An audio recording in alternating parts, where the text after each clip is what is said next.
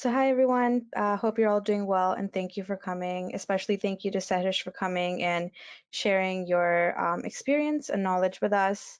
Um, we'd love it if you could talk a little bit about how our consumers' relationship with social media has changed and how businesses are dealing with having to be entirely digital and how that's affecting the business and consumer trust relationship. Just a little bit about myself. As Monique introduced, my name is Sehrish Kaval, and I'm just running my own digital agency in Islamabad for about 1 year now. And I have conducted a lot of seminars, trainings, and given so many talks on digital marketing. But speaking with experience, these 3, 4 weeks of Corona pandemic and lockdown have totally, transformed the digital marketing industry, and it has also transformed the thought process of so many business owners and entrepreneurs, and also the co-workers. I would not use the word employees. I will use the word co-workers. So even the co-workers, since I have been speaking with a lot of people in my own circle, some of them are business owners, some of them are running their own startups like small entrepreneurs, and some of them are co-workers hired by someone else. So everybody has their own experience. Some of them are laid off from their jobs. Some of them have not received their uncleared dues as yet. And there are some people, there are some industries, some companies who have really benefited from this whole situation. I can practically tell you the pharma industry, they have seen a massive growth in the demand of face masks, sanitizers. So previously, none of us were using the sanitizers, but now you go to any public place, you visit any, any area, you go to any someone's house, you will see a lot of sanitizers placed over there in the offices, and even in the public places, they have now placed those water coolers, sanitizer gates are there. So there are some industries, particularly medical field, where I actually this corona thing has positively impacted directly the whole revenue profitability model. So coming to the digital marketing side and the businesses like ours, where we are working from offices, we are engaged with different projects. Some of them are working in digital marketing sector, some of us are working in I would say IT sector, some of them are working in the construction sector. So how the other side of the story unveils. So speaking from my own experience, since I'm running a digital agency, so I will tell you about my experience, how digital marketing has changed, or I would say revolutionized in this whole scenario. So first, I would talk about the um, working from home thing. I think that's the best point from where we can take a start. So I myself was a very strictly working from office person. So like about a month ago, if you would have asked me the similar question, that how is the experience for working from home versus working from office, so I would have given you a totally different answer. But now in these 3, 4 weeks, what I have seen is first reduced cost of office bills, traveling, I would say transportation, uh, food. Then you go to office every day. You are, you have to do your own maintenance, clothing, cosmetics. So many expenses have been cut down. And so this is one positive side of working from home, that you can actually cut down on your expenses. But that's not the only thing. So many people are concerned with one main, I would say, productivity indicator of the teams. This is where so many people feel concerned. So many business owners, I have had a discussion with some of them, and most of them were worried about the employee productivity, because when you are working from home, there are so many distractions going on. Somebody is knocking at the gate, somebody is coming into your room. If they are children in the home, so they will be running around, there is noise and so many other things. I can totally relate to that, and I have also myself, I have had these experiences. But the thing is that when you have to work, you have to separate just one corner of the house and you have to turn it into your home office. So there are minimum distractions. You have to set your timetable. So if you're working from 10 to 6, you have to make sure that there are minimum distractions in your surroundings. Then comes the employee or co-workers productivity, team management. This is the most challenging part of the whole working from home scenario, and this is where most of the business owners and entrepreneurs are putting their focus on. So we were actually we also went through that in the first week of this lockdown thing, because previously we were working from office and we had no such issue, because uh, the team is sitting right in front of you. You can observe them, you can see them, you can work with them, side by side. But when people are not present in one situation, so what they are doing, you don't know what they are doing actually. So I, being a business owner or being a manager or being a boss, I don't believe in micromanagement. I told my team on the day one of the lockdown, when we were working, when we were shifting from work from office to work from home, I told them straight away that I'm not a person who will call you every 5 minutes to check on you. Are you working or not? Have you completed that? What is the progress? Is it 25% done? Is it 50% done? Is it 30% done? So I will never do that. If somebody's doing that to me, I will feel really offended that okay, my boss is calling me every 5 minutes, every 10 minutes, just to check on my progress. So what is the solution then? That was a major question. So I discussed with one of my friends who is also running her digital agency, and she actually referred to me some really good team management tools. These were not only team management tools, but complete project management tools. Paid versions are also available, free versions are also available. So we tried a few of them and we decided to pick one of those project management tools, and we decided to implement that in our organization.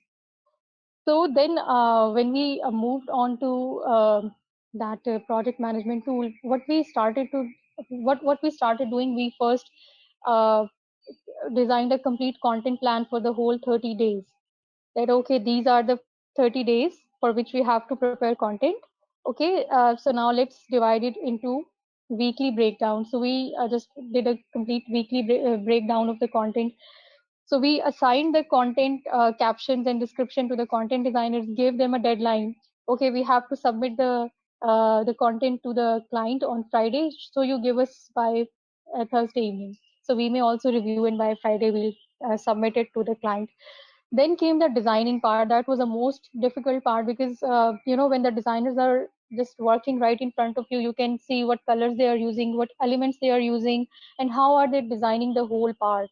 But when they are not working like right in front of you, so you don't know what they are doing. So they'll do the complete design, or they'll just send you the half screenshots, and then you will have to call them and tell them okay, now what to do. But then that was also very challenging. But then there was no other way around. So we just trained our designers so how to stay in touch with us by sharing the screen.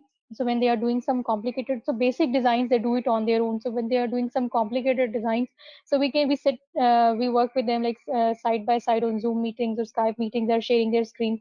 So we, who were totally being myself from digital marketing, I was a totally working from office person. Even I never discovered these tools that we have discovered now, these project management tools that I'm referring to. I'll tell you which tools are those. So if the people who are watching, they may also benefit from those tools. But trust me, these project management tools, these time management tools, productivity tools, screen sharing, all these things are taking us to another level of using technology. So my concern was always like, India is ahead in technology and the world is ahead in technology, but why we are not moving towards technology? Why we are doing things manually? We have to, we make sure that people are sitting right in front of us and they are working in front of our eyes. So now this whole shift from physical to digital has actually taught practical lessons even to the people like me who are already in the digital marketing field. So you're saying you've had to change the way your entire company works. How is that strengthening maybe your relationship with your clients, or how is that changing how the type of content and material that you create for your clients now with the new situation?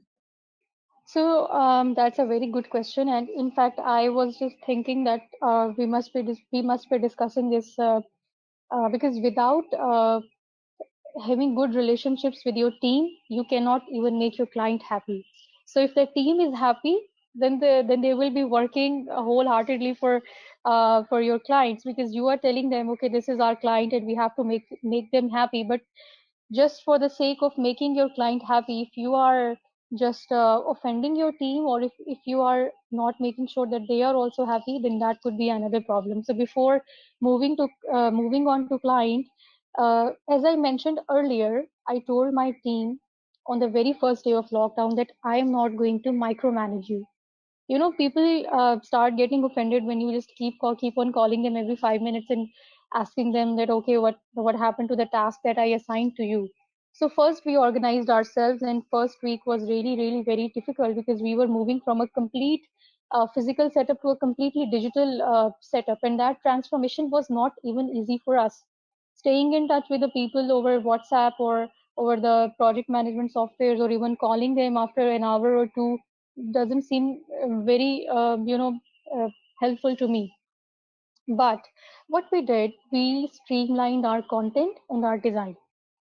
As I mentioned earlier, we previously we were working on a day-to-day basis. Maybe 2 days earlier, we were making content for 2 days, but now we are making content for 1 week in advance, the designed content, and the content plan, the written plan for the whole month. So now we can tell the client that, okay, this is a strategy for the month of April, and this is a strategy for the month of May, or this is a strategy for the month of June. We have already worked on the whole content plan, and we have shared the content plan with our client for like 1 month advance, and the whole designed content for about 1 week. We are working like 1 week ahead, so they are also very happy, and we are also happy because now the things are even more streamlined and we are saving a lot of time. Let me tell you, we are saving a lot of time. And when we have time, so we can engage in other activities as well. Like we are working from home, so sitting all the time in front of the laptop or working on tools and working on with clients all the time, it can really really exhaust you. So if you are productive, if you have streamlined your content, your content planning, you have clearly communicated your goals to your team, and they are with you on one page, then it becomes very easy for you to actually work, whether you are working from home or from office.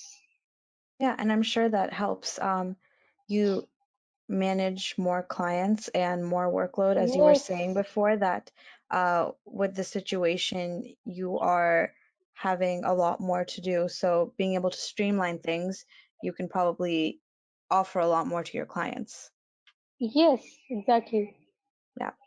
So, within just through conversations you've had with clients, how do you think their trust level with their clients has changed because now they are solely digital as compared to maybe they had more in-person relationships with their clients and now they're having to do everything through social media? Yeah, so I think it has saved a lot of time. I'll tell you why. Because previously, what was happening? So if a client has an issue with the content, or if a client has questions, or if a client wants to discuss the marketing strategy, they will just straight away pick up the call and pick up the phone and call us and tell us to come over for a meeting. So we had to leave everything we were doing. We had to set a time part, and we had to go to their office, and we were just having meet hours long meetings. This is before the corona thing. So when we completely transformed to digital, so now the client already has that 1 month plan right in front of them. We have shared the tools. We have given them the access. They can look at the calendar, and they can even by looking at the calendar, they can just click on the date, and they can even read the description, and 1 week's content is already uploaded on our software, so they can even see what type of designs we are making. So if there are any issues, so they just pick up the phone and they tell us that, okay, this specific detail needs to be changed. So we don't have to go back to their office just to spend hours long in meetings. Everything is planned ahead. And I think just this transformation to digital tools It has really changed the way we are working, we have ever worked. So we have more time, we are more productive, we are more focused. So no matter how many distractions are coming in our surroundings, we know our goals, we know our deadlines. My team knows their deadlines. Mhm. So they are all very well on time. And the clients are also happy, and the team is also happy. So overall, I feel like you're saying that it's strengthened your relationship with your clients and it's Yes, helped your clients become stronger in their own businesses as well. yes. And another thing that we have learned, and that's very important to share over here. In Islamabad, there are many people that have traveled from Gilgit-Baltistan, that have traveled from Kashmir, that have traveled from far-flung areas only to make a living. So when this Corona thing happened, so people were moving back to their hometowns. So their main concern was, if we move back to our hometown, so what will happen to our livelihood? So since our clients were happy and we were happy, so first it was a concern that if a person is moving back to their own hometown, so how is he going to work from office? But now they have the digital tools. They are now empowered through those digital tools. They can now even work in those remote areas by just having an internet connection. We have trained them on the digital tools. We have trained them on how to work in advance and submit it, so they don't have to worry about their livelihood. And I'm very happy that we are not terminating any employees, rather we are hiring more and more people because our clients want more and more work to do. And the reason is that, as I was mentioning earlier, that when this Corona thing happened, we just made a small test.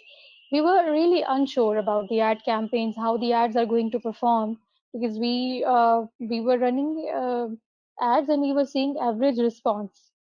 But when this lockdown thing happened, so people were spending most of their time on social media. They were searching for products. Like I can tell you about uh, solar energy. Solar energy products like these are expensive solutions, right? These are lifelong solutions. So one solar system can last for 25 years. That's like a whole lifetime. So when people are making big decisions, big purchase decisions, they take a lot of time.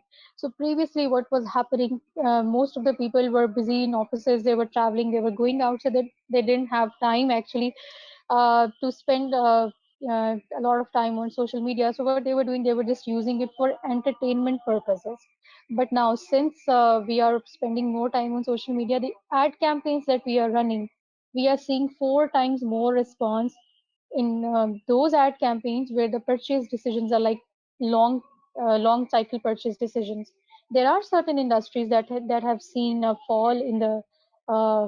fall in the purchases and increase in the lead cost, like e-commerce stores. When the courier services were off, people were not buying, so per lead cost was actually getting doubled, per purchase cost was actually getting doubled. So these industries have actually seen an increase in the cost, but the industries that we are working in, the type of campaigns that we are running, we have seen one-fourth cost and one-fourth response. One 4 times the response of a customer has increased. So if you were receiving one query, now we are receiving 4 queries. So depends on the industry to industry, that in which industry you are working and what type of products or campaigns you are trying to sell online. So yeah, It seems like, from what you were saying, that we're seeing a shift from social media just being used for leisure to being used yes, to create stronger relationships between businesses and actually changing the types of businesses that are doing strongly on social media.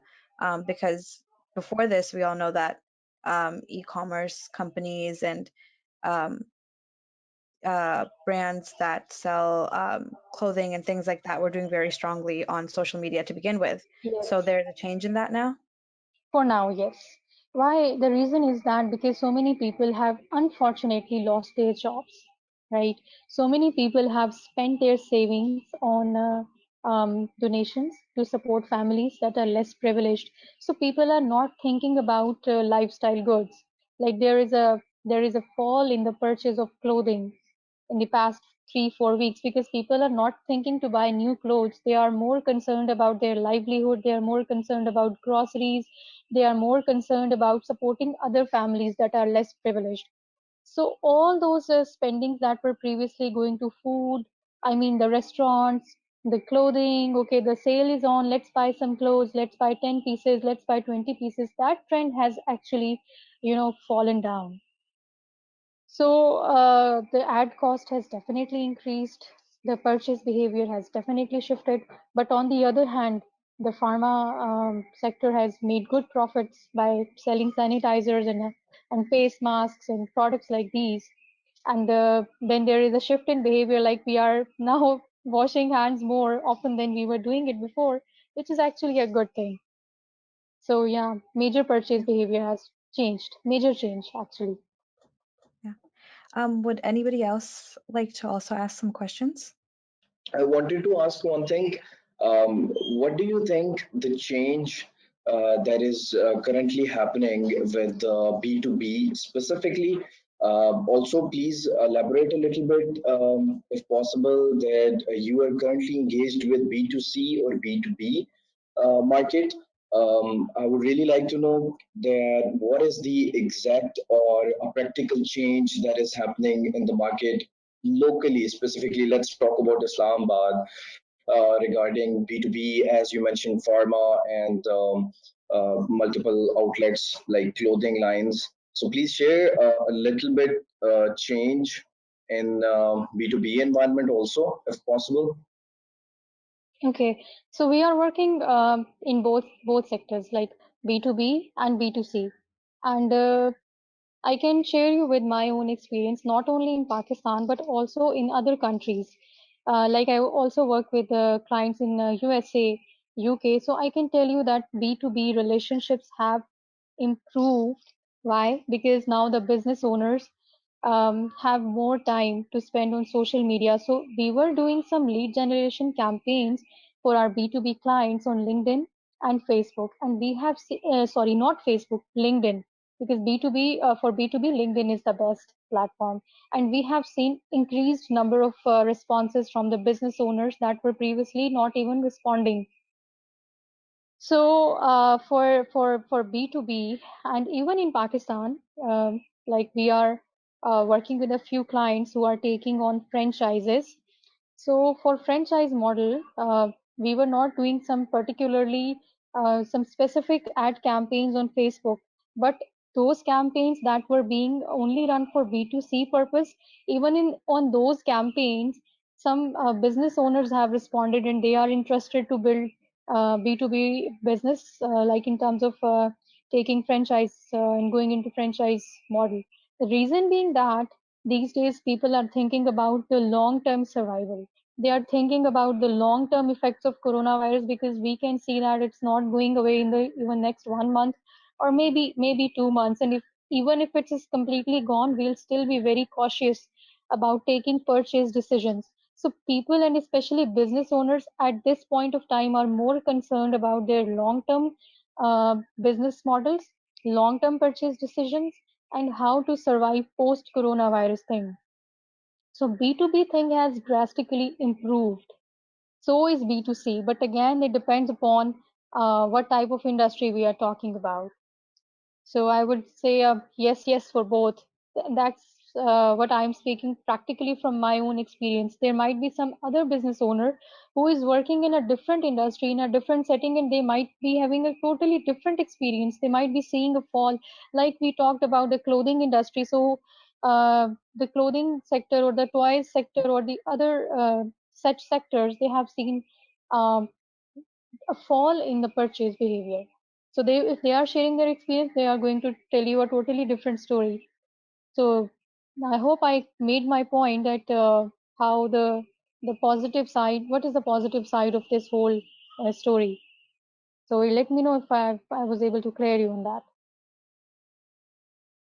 So basically, we can say for the situation going on, B2B, B2C both have improved. Both sector Yes. of the marketing has improved because of digital media into collaborating so much with the digital media and going with application and delivery and all the things that we are creating more Yes. application. We are collaborating with our digital systems more.